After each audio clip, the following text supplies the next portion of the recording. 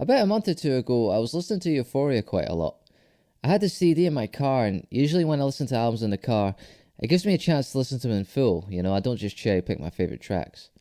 And I quite enjoyed it. I haven't had a chance to listen to Euphoria like that in a long time. So originally I was thinking of making a video that highlights all the little references in the album that you can, tie back to songs on Pyromania and Hysteria. Whether that be little guitar parts, chord progressions, or vocal melodies, etc.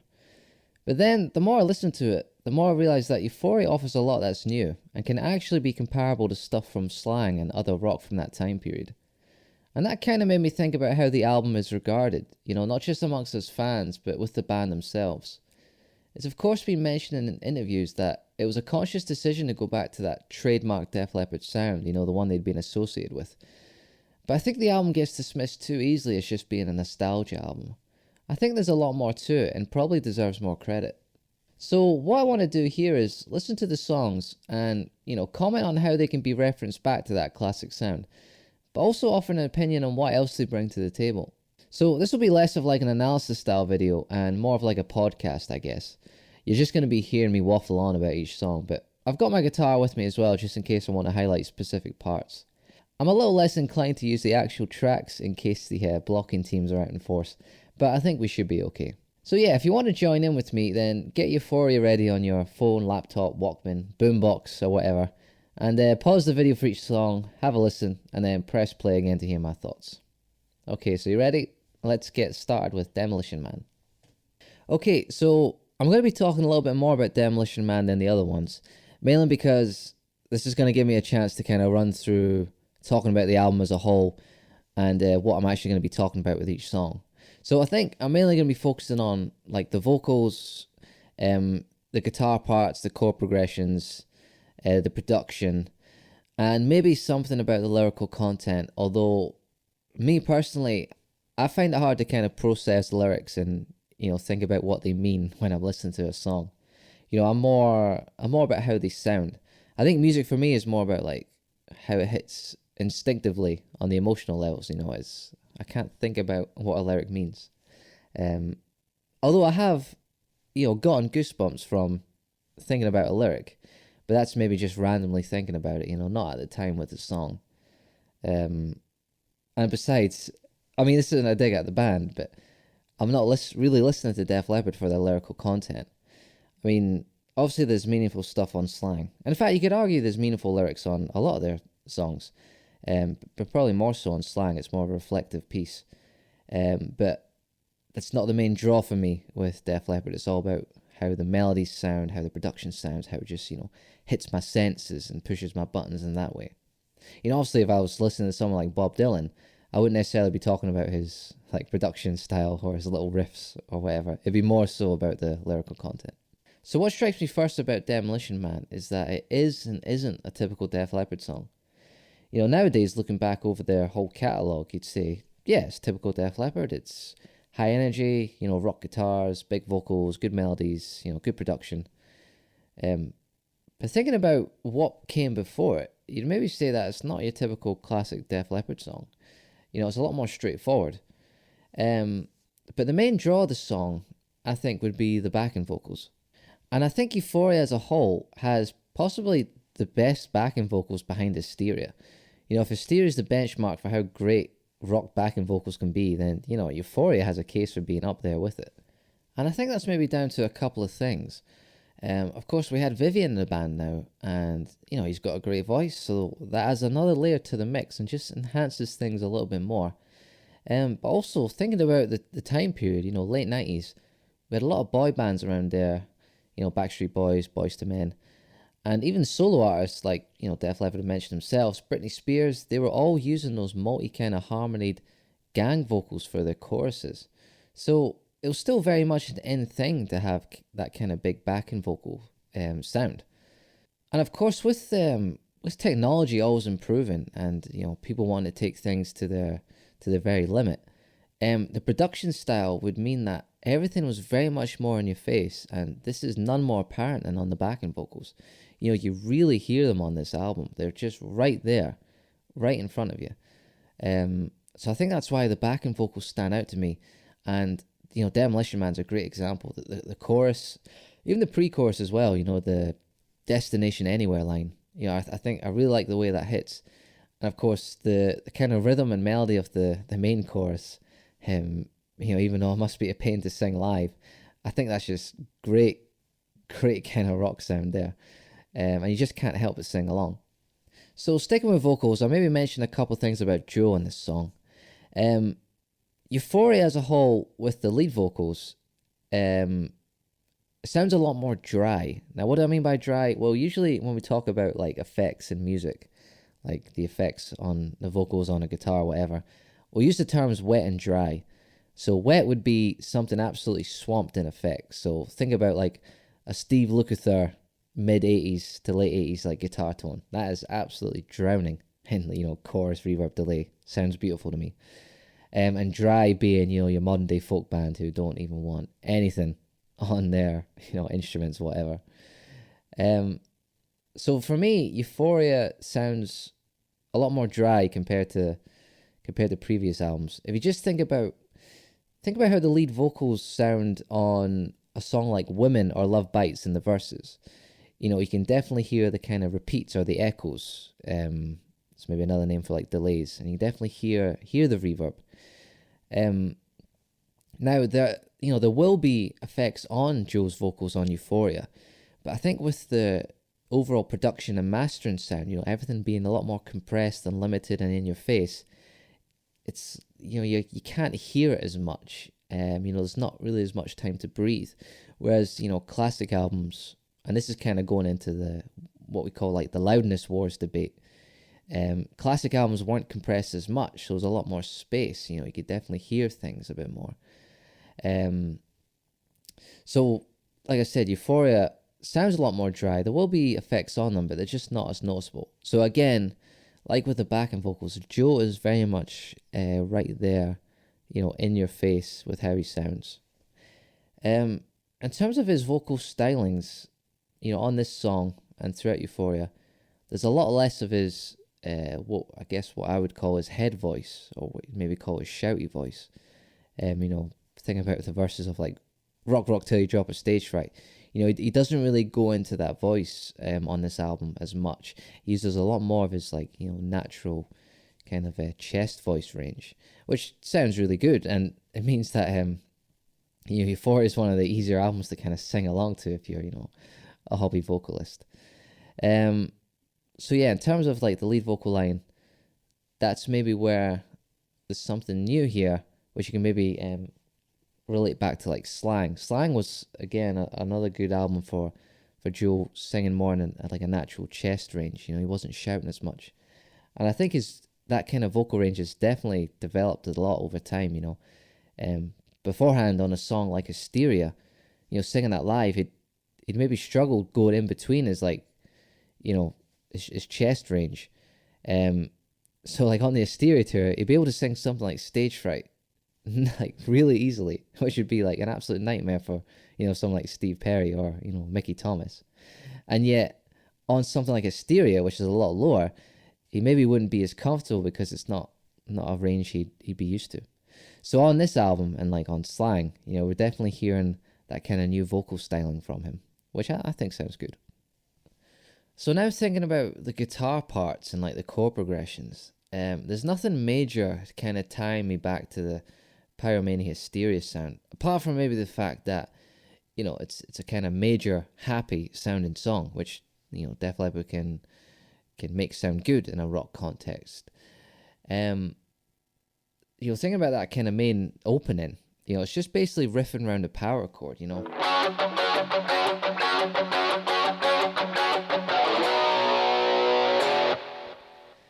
Again, that's a lot more basic than what we're used to before with a classic sound, and again is maybe more inclined with like what we heard on Slang. So it's more of a product of its time, I would say. If you think about if I think about the kind of guitar based songs that were popular around the time, you had your pop punk scene, and basically pop punk was just all about the kind of power chord riffs and that. And they pretty much always use the same chord progression as well, Blink-182 and that. And then the other side of the coin, you had the kind of alternative rock. I don't know if you class Rage Against the Machine as that, but Again, very big on the kind of power chord emphasis. I don't really remember much kind of major kind of rock riffs around that time period. Anything that was kind of riffy would be, very alternative. It'd be stuff, or very, very kind of harsh sound. It'd be like a Slipknot riff or a Korn riff. So we're maybe seeing, the product of the time thing in with how this song was written. It's just more of a basic rock song, I guess. Think about the other progressions in the song. Again, it's just staying around your major power chords. The pre-chorus riff is maybe something like.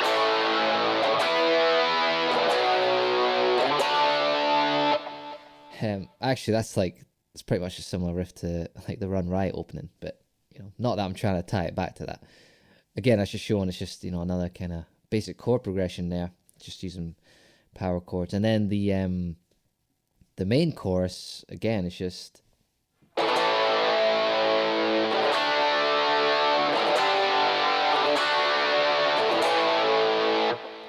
Again, that's just centered around your main, your three main major chords in your key there. So if we go on to like maybe riffs, the one thing that I would say is very typical Def Leppard would be the kind of the second guitar on the pre-chorus. I think it's something like.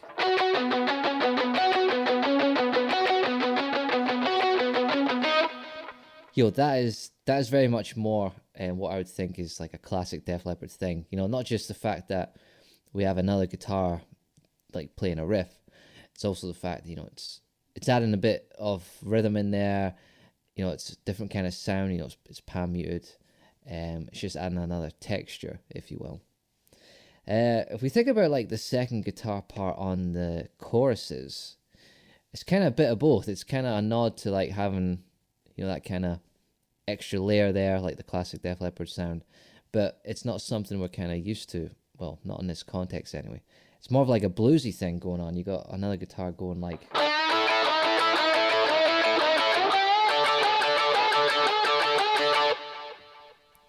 It's very much a bluesy sound, and maybe not something we had heard since maybe High and Dry. The kind of the Pete Willis, Steve Clark kind of guitar lineup.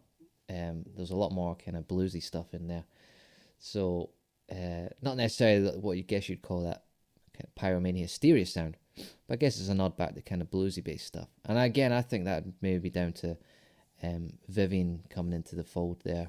He was very much blues influenced. So there's not a lot guitar wise relating back to that kind of classic sound. But again, this is why it's kind of like, for me, it's like is and isn't your typical kind of Def Leppard song. So I don't know if there's too much else I can really say. The production in general, it's very polished, but again, like I've touched on, it's a lot more in your face with the vocals and backing vocals.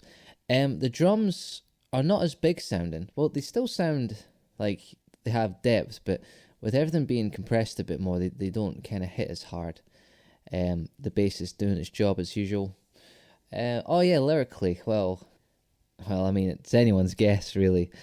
But you can maybe say Demolition Man references back to, the Demolition Woman line in Sugar. I don't think there's much else I can really say on that. It's just, they're good sounding syllables, and it sounds good in the rhythm, living like a caged up animal, criminal, television newsman, so subliminal. That's well written. And if, like Joe said on Storytellers, if that was Vivian, it's like, well, fair play. That actually sounds pretty decent. So to conclude there, we maybe have a more basic sounding, typical Def Leppard song. It's got the melodies, it's got the vocals, it's got the backing vocals. Guitar-wise, it's not as in depth, but it's kind of doing its job, I guess. I've seen this song described as filler on some like album reviews, and you can maybe argue a case for it, but I enjoy listening to it. I think it was great that they played it live on the Euphoria tour. I think songs like this should always be given a chance to be played live, because it's obviously suitable for that kind of environment. It's got good energy about it. It's got a decent sing-along chorus. I maybe kind of compare it to a song like All Time High on the most recent album. If All Time High was on Euphoria, that would have been played live on the Euphoria tour. Maybe these days, songs like this, they don't really get that kind of chance anymore. So yeah, a decent song, but I think now it's time to move on to Promises. So Promises, well, I mean, we've got to start with that opening riff. I mean, how much more Def Leppard can you get than that? I mean, really, this should have been the song opening Euphoria. Yeah, it's a really, just a great riff. It's kind of like, I mean, Phil's quite good at doing this because he's done it again with Dangerous, but he's kind of just taken like all the great kind of, Def Leppard intros, just kind of melded them together. I mean, this is like Photograph, Rock of Ages, and Armageddon that kind of all rolled into one, basically. So it kind of sounds something like.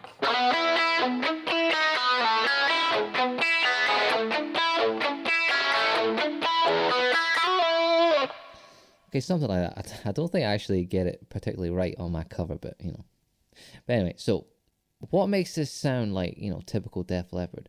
Well, it kind of does this little trick here with those opening kind of chord shapes. A similar one to how kind of Photograph works. So we're arpeggiating over these chords, an E major, a B major, and an A major. And it's like, okay, we're in the key of E major here. But then it goes to D major, and then to A again. And it's like, that kind of takes us outside of the key a little bit. But it sounds perfectly fine, because kind of D works in context with the A there. And also in relation to E, it just gives us a different feel. So instead of just saying, oh, we're in E major here, it's a typical kind of standard, like, boring, like, E major riff. And then takes us outside, so it's like, oh, here is an E mixolydian sound. And I won't go too much into the theory there, but just, know that we're kind of going outside and using different tonalities, so it kind of sounds a bit more interesting. And that's exactly what Photograph does. Photograph starts with E major to B major, and then A to D, and it kind of gives us that different resolve again. It's a little bit interesting. So here's a perfect example of how, the kind of, how Promises relates back to that classic sound, but also introduces something new with it. I mean, I really like how it kind of arpeggiates through the chords.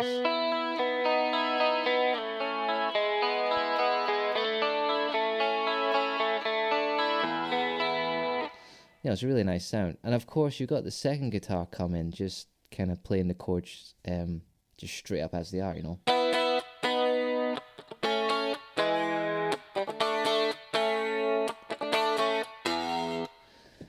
Maybe a little bit out of tune there. Don't worry about that. Yeah, so it's kind of like, again, your typical two-part kind of guitar there, very much like how Armageddon is, And again, in the chorus, it kind of does the same sort of thing. We're kind of going from E major, B major, F sharp minor. So again, it's like, we're in that kind of E major tonality. Then it goes to the D again. It kind of takes us outside. So it's kind of like this arpeggio. It's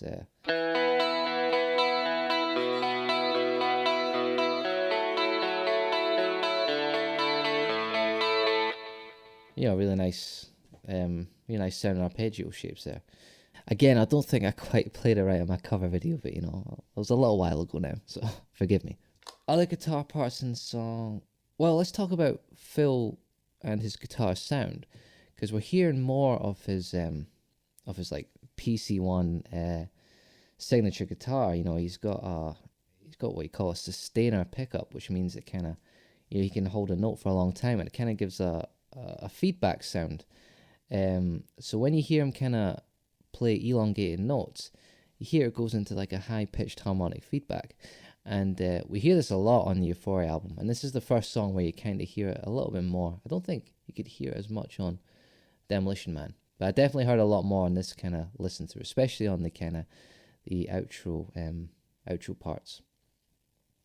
Other guitar parts though, nothing else kind of sticks out. It's a good pre-chorus. The kind of bit before the solo is a kind of cool little like something like that anyway, but that's a nice little cool touch there. So again, the vocals, the backing vocals, like I said, they sound absolutely fantastic on this song. really nice, punchy in your face, nice harmonies. Of course, we have Mutt Lang sing on this one, so we've got that kind of classic sound again. But of course, the guys are very capable of getting that sound without him. But he just kind of just adds in that familiar sound there. I think you can definitely hear him on the higher parts on the pre-chorus and on the chorus itself. Again, vocals very much there in your face. Produced really well, really sonically filling out the spectrum nicely. Hitting all those buttons. Lead vocal wise, Joe, again, it's a drier mix, but still sounds really nice. Again, more so in his chest voice.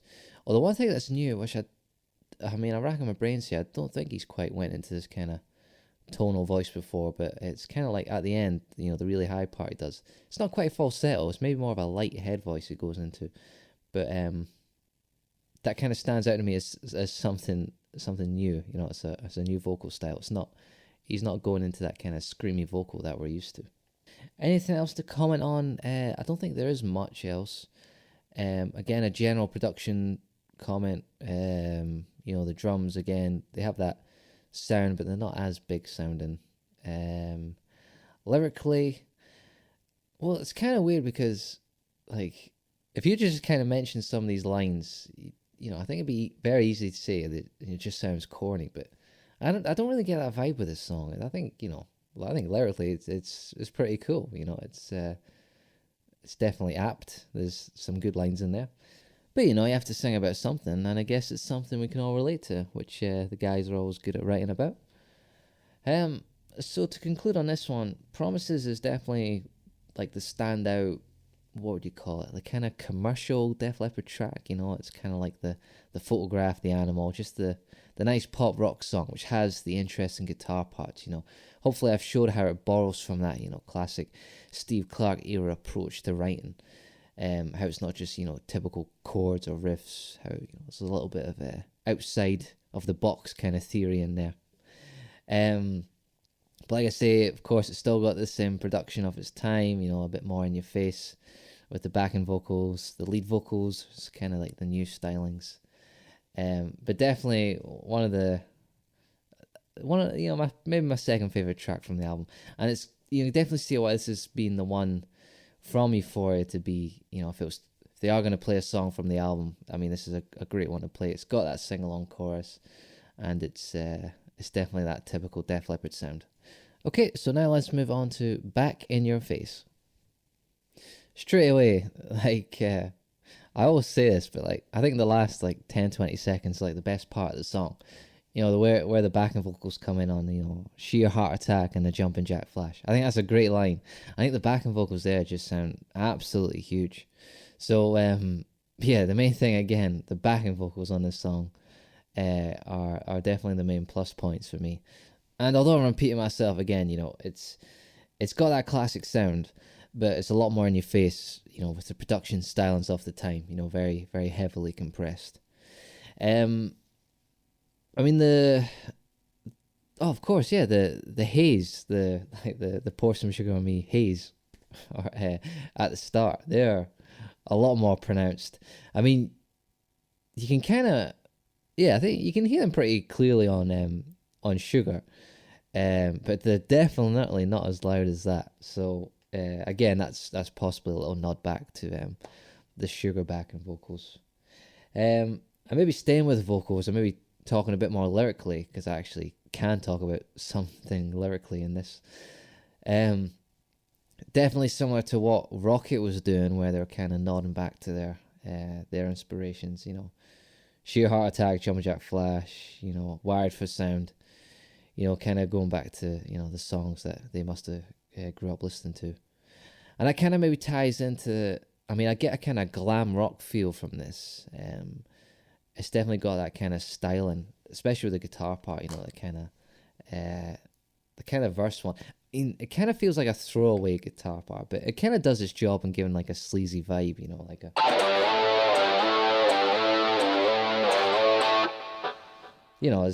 It's not that complicated to play, but it definitely gives that styling that they want, and then the variation of it in the bridge.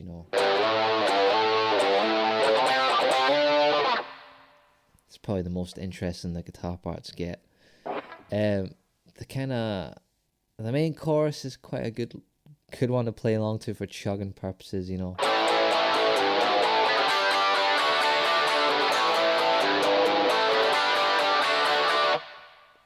But again, it's very much it's simpler, you know.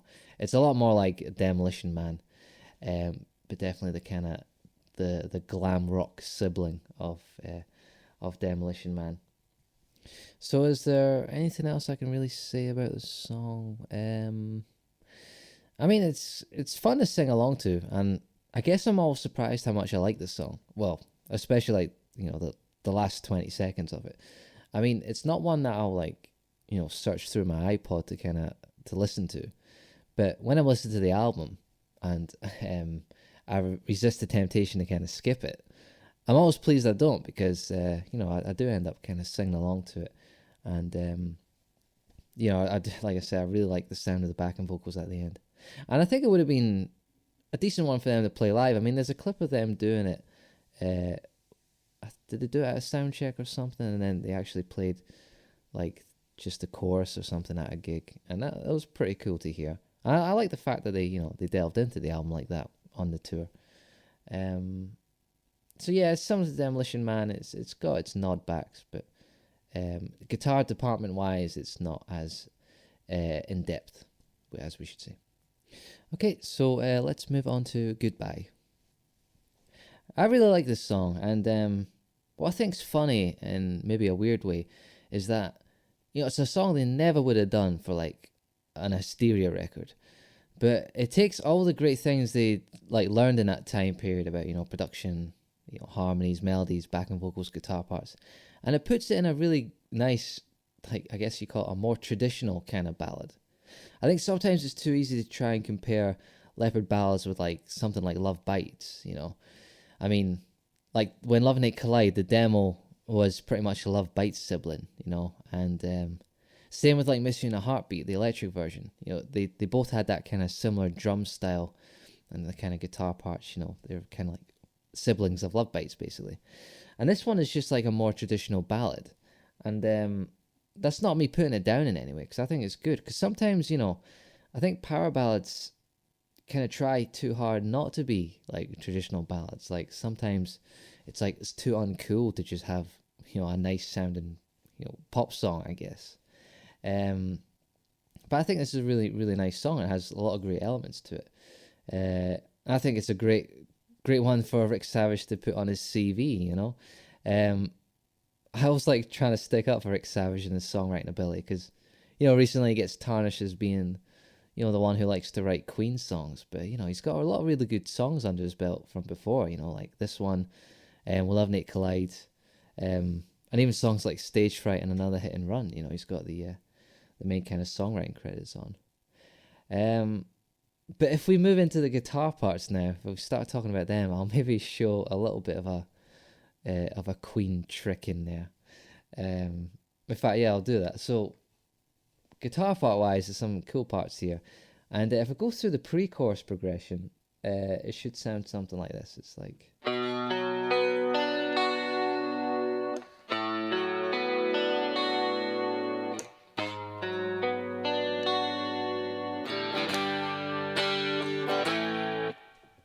So there's a little bit of like chromaticism there.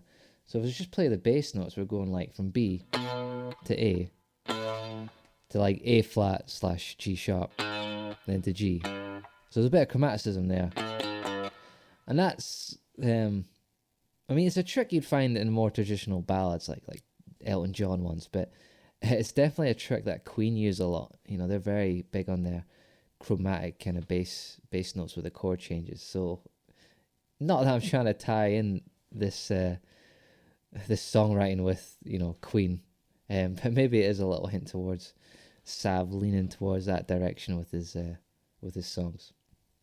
Again, there's another little trick, kind of key change trick that's in the chorus that Leopard have never used before, which is weird because the band have used a lot of kind of little modulation tricks, but they've never used like the typical ones you would find in like your kind of main pop songs.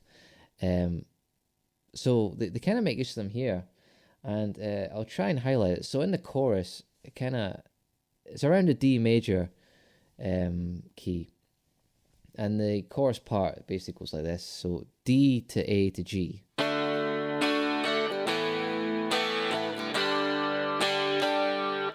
And second time round, it introduces the B minor.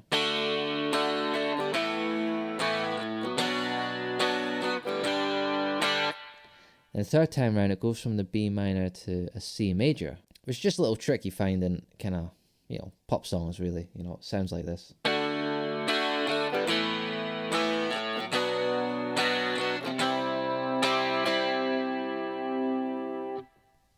So like I said, that's maybe something new that's been, brought to the table with this song. But there's a lot of classic elements in there. Again, sticking with the guitar. Not that it's like take the intro for example. Not that that's like a typical Def Leppard riff, but I'd class that as being an interesting guitar part, which is what I would, associate with Def Leppard. So I'd say it's got that classic element in there. And especially on the verses, actually, you've got the guitar adding a lot of textures in there just to make it a bit more interesting. And I think, like, for example, on Animal, you've got those kind of little guitar parts in there. You can maybe compare it to that. My favourite part is, like, there's a little palmate part in the second verse, which sounds something like, I don't know, it's like... I really like that for some reason. I always think that's a cool part. But, of course, again, it's making use of Phil's... signature PC1 there, the kind of e-bow sound. On Hysteria, they'd use like that, the little e-bow device, which Phil can now do using his sustainer pickup. Moving on to the drums, because I think this is like the first time I can actually talk about the drums. I'm pretty sure it's like one of the first times, or one of the few times, Rick Allen's used kind of like a shuffle feel. The kind of hear it on the hi-hats, kind of like it's kind of doing that rhythm there, and you don't normally hear that on Leopard songs. You maybe get similar sort of grooves on a song like "Let's Get Rocked" or even "Slang," where it's just a little bit different. It's not your kind of steady rock pattern. Vocal-wise, again, the backing vocals sound great. They're nice and big. Maybe at least a 4-part harmony on the chorus there. And I think Joe in the verses, like I was saying before, you can't. In the other songs, it's kind of hard to hear the effects on his voice, but I think in the verses you can kind of hear more that's a bit more spacious. You kind of hear the echo repeats of the delay and the more reverb. But I think he sounds really good in the verses here. And again, I think this song really translated well live, and I'm glad they did it on the Euphoria tour, because it definitely shows off their ability to sing live, especially on that chorus. So it's like this would maybe be the typical song which kind of references the title of this video, something old, something new. There's definitely got those classic elements in there. And even if it's not like a typical kind of clone of a classic song, you can definitely hear those elements in this one. And it's kind of, it's taken everything learned from the past and put it into something new, and but it still holds its identity. So I think that's why I really like this song.